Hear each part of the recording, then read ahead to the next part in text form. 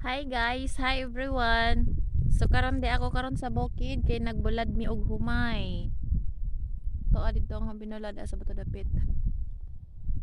Oh, basta nagbulad mi karon og humay diri sa naba kay aron makakuan na mi guys, makapamolino niya, makapagaling niya, maka kuan kay mahal na kaayo karong bugas. Nya lisod kaayo pod magnitag palit og bugas. So karon kay maayo gani kay maayo pod ang panahon. So nagdadakog payong kay protect sa sun ba. Nya karon di ako'y ko ano nay dahon sa lubi, lokay nya mo na nga karon di ako nagpatiis kay init ba. Nya tuwa didto nga mong binulad. Kasi di man makita ang binulad uy.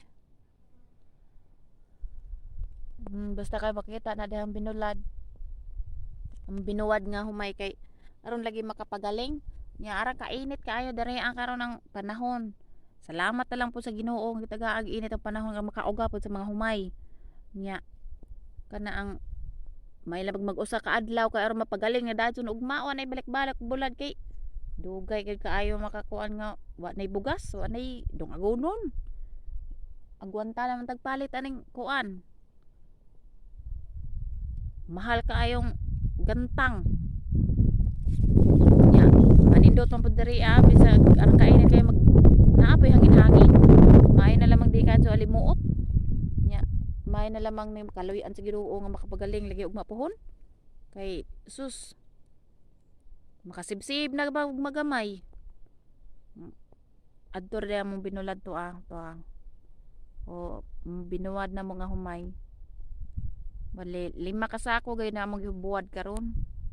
Kay aron madaghan-daghan di pa ba alkansi ang pagaling ba kay aron di kayo alkansi ang bayad kay mausa ra man nakuan pero kani ang gisandigan kani makuan pa na siya igbubuwad pa gayud na siya mga guys may po kaluyan pagtagaan pag init nga panahon mga sunod adlaw kay aron makuan maka pamulinog utro ba makapagaling.